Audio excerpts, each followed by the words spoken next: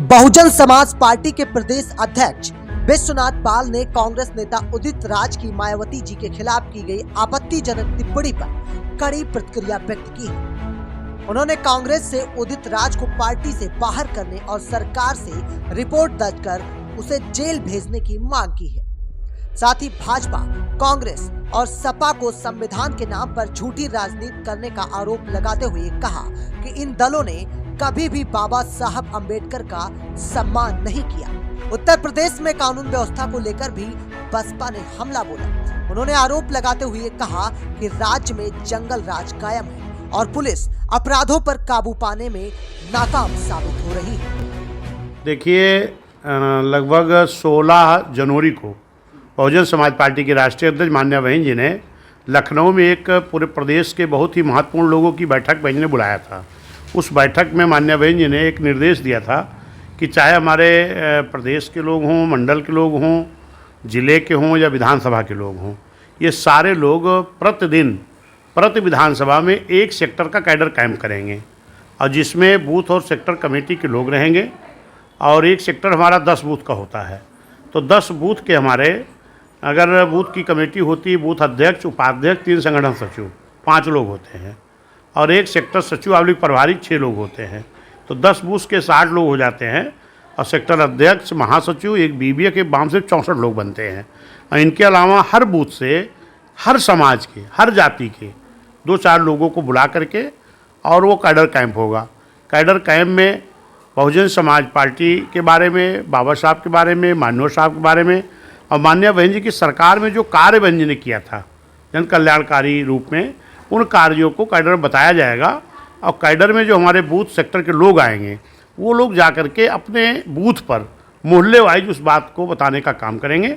और BSP cadre based party है, इसी के आधार पर पुनः 2007 में बहुजन समाज पार्टी उत्तर प्रदेश में अपनी सरकार बनाने का काम करेगा। और इस वक्त तो मैं देख रहा हूँ ख़ास तौर पर कि पूरे उत्तर प्रदेश में जंगल राज कायम है। जैसे अभी मैं यहाँ भी आया तो मुझे मालूम हुआ मृतक शिव प्रकाश कोरी, ग्राम खड़गपुर का थाना है पीपरपुर, जनपद अमेठी। तो मैंने तुरंत यहाँ आके अधिकारियों, जो वरिष्ठ अधिकारी हैं पुलिस प्रशासन के लोगों से मैंने बात किया है कि ये जिस तरीके से लोग बता रहे हैं कि इन्होंने सुसाइड किया है, लेकिन वहाँ के जो गांव के लोग हैं उनके घर वालों का जो कहना है कि ये सुसाइड नहीं किए हैं, इनकी हत्या करके इनको जो है फांसी पे लटकाया गया है। तो इस विषय पर मैंने अधिकारियों से बात किया कि इसकी जांच होनी चाहिए और इस परिवार को न्याय मिलना चाहिए। अगर इनके साथ ऐसी घटना हुई है कि हत्या करके और लाश को लटका दिया गया है तो पोस्टमार्टम भी होगा, इसकी सही जानकारी होनी चाहिए।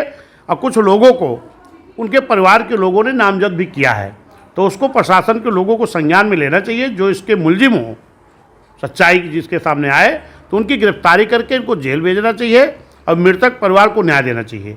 मैं देख रहा हूँ इस वक्त चाहे जौनपुर की घटना हो, 2 लोगों को हत्या करके नहर में फेंक दिया गया, चाहे आपके फैजाबाद घटना हो, 22 वर्षीय एक बच्ची को निवस्त्र लाश मिली, उसकी हत्या किया गया, आपकी बस्ती की घटना हुई, गोरखपुर में 11 साल 14 साल के बच्चे को हत्या की गई, अभी आपका इधर हाथरस में हुआ, अभी मथुरा में हुआ। पूरे उत्तर प्रदेश में जिस तरीके से जंगल राज कायम है, इस पर सरकार को, शासन को, प्रशासन को ध्यान देना चाहिए।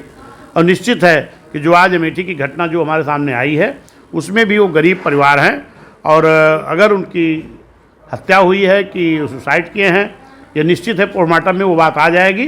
और जो परिवार का है ना वो हत्या की गई है तो उस पर प्रशासन को संज्ञान में लेकर के उनको न्याय देना चाहिए। और उस गरीब परिवार होने के नाते शासन से मेरी मांग भी है कि उनको आर्थिक सहयोग भी किया जाए।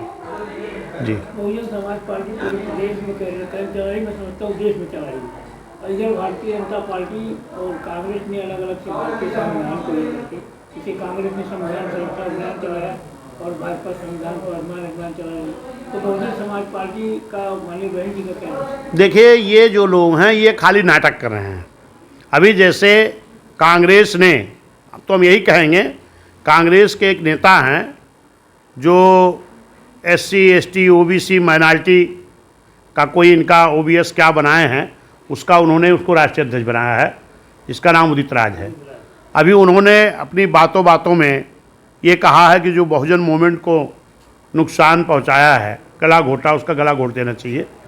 तो मान्य बहन जी इस देश की नेता हैं, करोड़ों करोड़ दलितों, पिछड़ों, अल्पसंख्यकों, सर्व समाज की एक आस हैं, नेता हैं। उनके प्रति इस तरीके का शब्द बोलने वाले जो उदित राज हैं, उनको मेरी शासन से मांग है कि उसकी गिरफ्तारी करें, जेल भेजें। और जिस पार्टी का वो सदस्य है, उस पार्टी के जो बड़े लीडर हैं, उनको पार्टी से बाहर करना चाहिए। उन्होंने एक बात ये भी कहा कि मेरे कृष्ण ने कहा है। मैं ये कांग्रेस के नेताओं से जानना चाहता हूँ कि उसको किसको कृष्ण बोल रहा है, माननीय राहुल गांधी जी को, माननीय खड़गे जी को, ये किसको अपना कृष्ण बोल रहे हैं कि जिनके कहने से इस तरह की घटिया बात बोल रहे हैं। हमारी नेता मान्य बहन जी के उनके गला घोटने की बात कर रहे हैं, इस पे संज्ञान लेना चाहिए। मैं तो देख रहा हूँ कि आज सारे दल, समाजवादी के लोग भी कहते हैं हम बहन जी का बड़ा सम्मान करते हैं, लेकिन बहन जी के बारे में गला घोटने जैसी बात कहने वाले के घटना पर भी माननीय अखिलेश यादव जी की जुबान अभी तक नहीं खुली है। ना तो राहुल गांधी जी कुछ बोले हैं, ना तो माननीय सोनिया जी ने कुछ कहा, ना तो खड़गे जी ने कुछ कहा, और यहाँ तक कि भारतीय जनता पार्टी भी अगर मिली नहीं है तो इनको अब तक उसको जेल में डाल देना चाहिए था।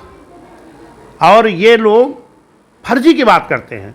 अगर देखोगे तो बाबा साहब को भी इस देश में जिनके संविधान के बल पर देश चलता है, उनको 89 में बीएसपी के 3 एमपी आए हैं और 90 में जाकर के भारत रत्न की उपाधि मिलती है।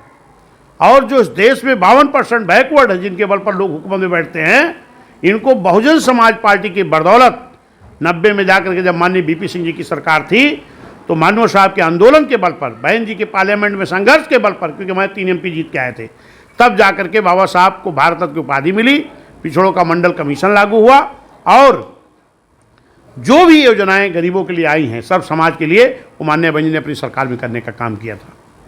अभी हाल ही में उत्तर प्रदेश सरकार का बजट जारी हुआ, क्या आपने बजट देखा है? कुछ नहीं, उनका बजट का कोई मतलब नहीं, वहाँ गरीबों के लिए कुछ नहीं है। वो लोग अपने राजनीतिक स्वार्थ के हिसाब से अपना बजट करते हैं। मैं तो कहता हूँ कि जिस देश में, जिस प्रदेश में जो आम जनता परेशान है, गरीब है, अगर उसके हित में कोई बजट नहीं तो उस बजट का कोई मतलब नहीं होता। धन्यवाद, शुक्रिया।